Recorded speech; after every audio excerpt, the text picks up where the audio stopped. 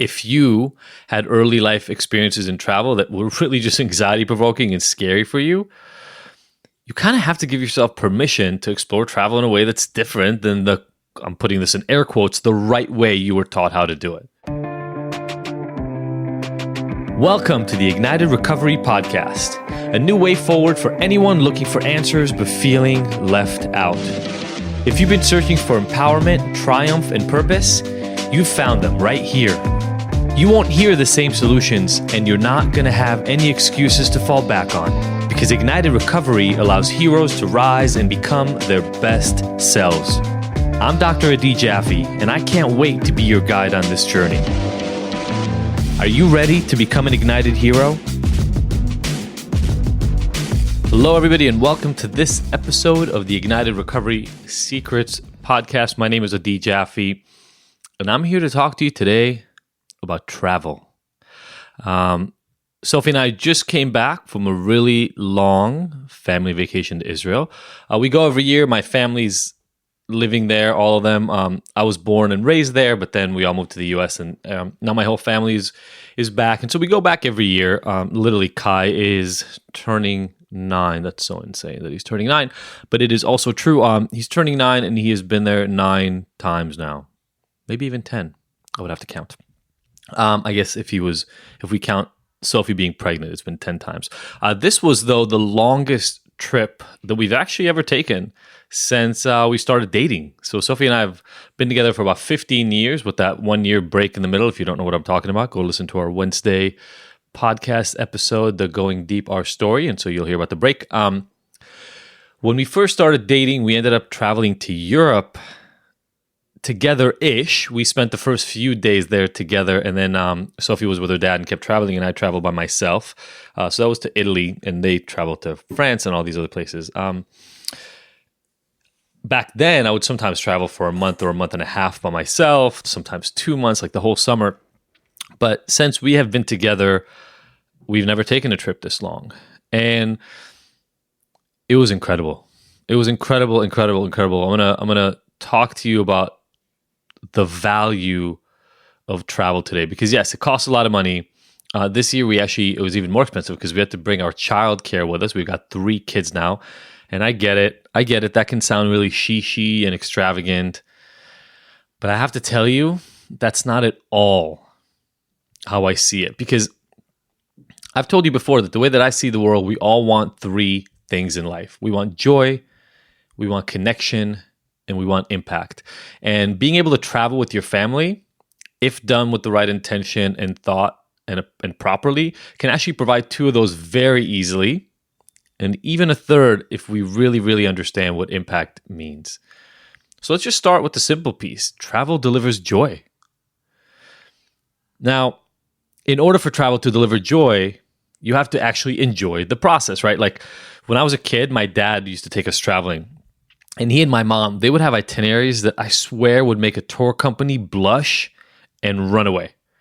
Like we would just hit a city, get our car, run from one experience to another. We'd see monuments and important sites. We'd see museums and churches and walk back and forth to things all day until my sister and I couldn't walk anymore. We were like crying. They'd have to pick us up. They could literally do Paris and London in 2 days and not have you miss anything important to see. I got to tell you, for me, that wasn't fun. I really love to linger. I love to talk to locals. I really like to just absorb the feeling of the place that I'm in. I like to just go and sit in a cafe with a book and just hang out, talk to the waiter, talk to the people in the little booth or the little table next to me. When Sophie and I go, it's the same thing. We love to talk to people that are around us. I once spent 2 weeks in Barcelona, just in Barcelona, in one city, right? My dad would literally do an entire city like that in a day. I was sleeping in $20 a night hostels, so it wasn't expensive. And I spent 2 weeks in the city. I knew the city so well. By the time I was done, I felt like I'd really done Barcelona. And to this day, it's one of my favorite trips. I wouldn't trade it for the world. Now, the thing is that for a lot of us, what gives us joy isn't what we experienced in the past, just like I said, and that can cause friction and anxiety and fear around travel. So If you had early life experiences in travel that were really just anxiety provoking and scary for you, you kind of have to give yourself permission to explore travel in a way that's different than I'm putting this in air quotes, the right way you were taught how to do it. Like, did your parents have the opposite experience of mine where it was really relaxed and there was not much to do and you would spend hours and you felt bored and you really wished that it was more organized and full? Make travel scheduled and organized. Did you used to fly everywhere when you were younger and planes now scare the crap out of you, but you kind of like driving around? Rent an RV and travel.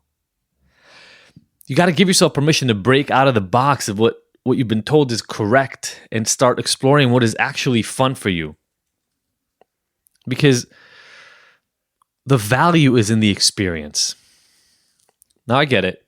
Money might be tight. You might want to make sure that you stay on a low budget. I 100% get that. Spending money scares the crap out of me sometimes. But here's the thing. Not all the fun experiences have to be expensive. Like, I'll tell you, when we're in Israel, one of the most fun things I do is play with my kids in the ocean. I live in LA. The ocean here is freaking freezing.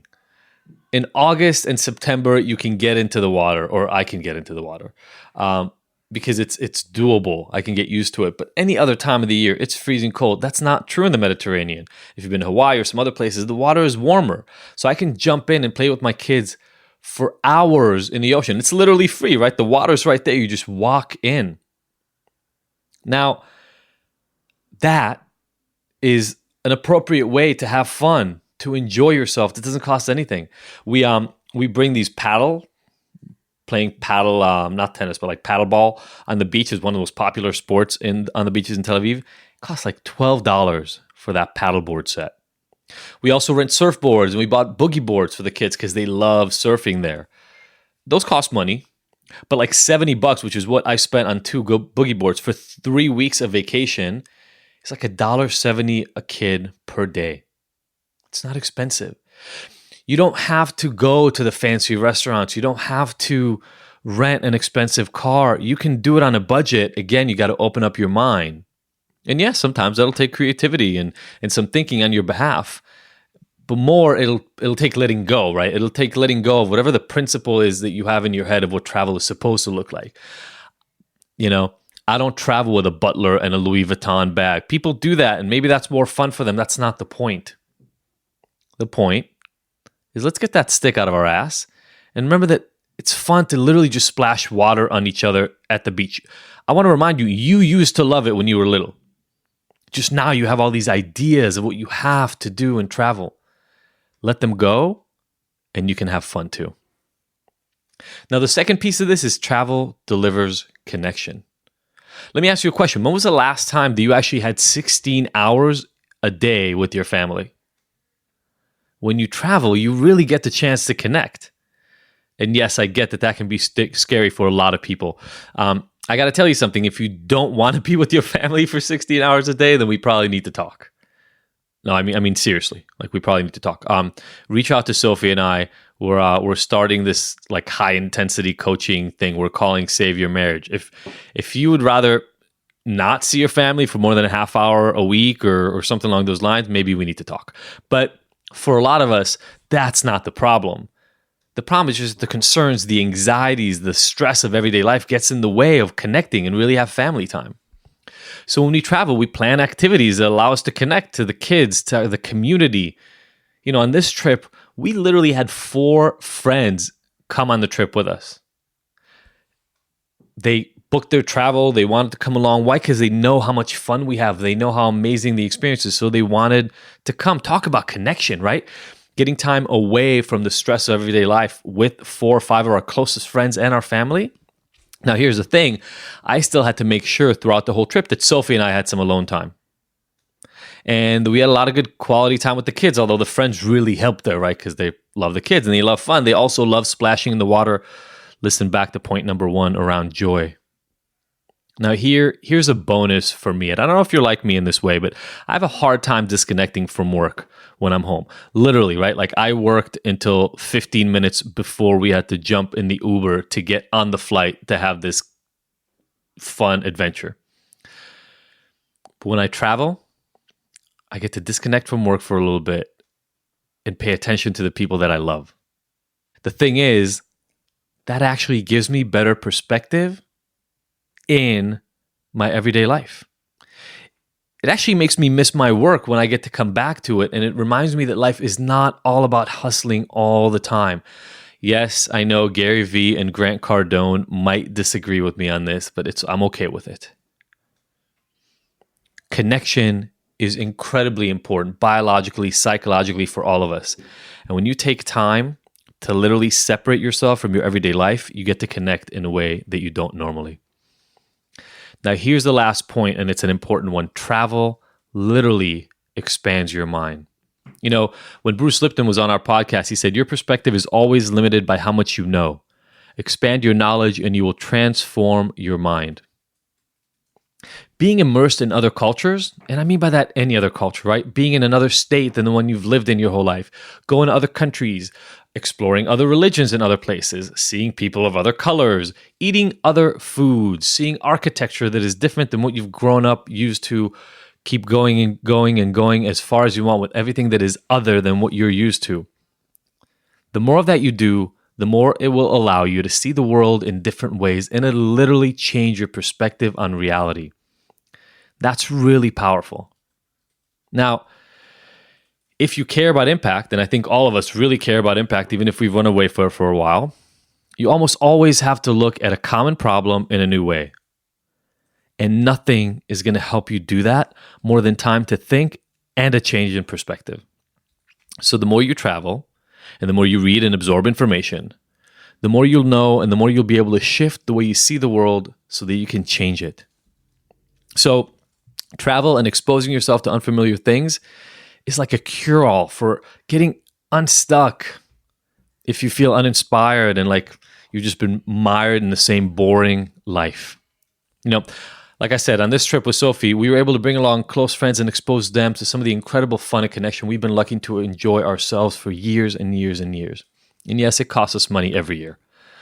But the value that these trips bring for my relationship with my wife, my kids, even my own understanding of myself and my ability to just enjoy life and have fun. Like, let me ask you a question. Did you laugh until your stomach hurt this past month? Because I did it like 50 times. And that's not true when I'm at home doing my regular everyday thing. That experience, these trips, provide the ultimate investment in my life and my kids. You literally can't put a price on that. And here's the thing. You can do this too regardless of how much money or time you have to spend. Change the time of the year because travel to a lot of places is way cheaper on non-summer or non-vacation days. Make the location closer. Alter anything you need about the specifics of the trip. Like we said before, use less planes, use more cars, use whatever it is you need to do, but do not give up on your right to have fun, connect, and expand your mind through these experiences. Okay, so here's my number one takeaway for you. And this time it's a challenge. I challenge you to come up with a plan for you and yours. If you're single, by the way, traveling by yourself takes all of this to a whole new level, in my opinion. And I want you to make the plan and then post it and tag me so I can see what your next adventure holds. Here's my guarantee to you. You make that plan and you put it into action, you're going to have an entirely different experience this year and for the rest of your life than the way your trajectory is going right now. All right, everybody. I got to get some sleep. See you all soon. Thank you for listening. Tag us, share with somebody who would love it. See you all next week. Thank you for tuning in to the Ignited Heroes Recovery Podcast. I really hope you found the information here useful and that we'll see you back here next week. And look, I want to make sure that this podcast is the most useful it can be for you, so please let me know by emailing info@ignited.com if there are any specific topics or questions you'd like to have addressed.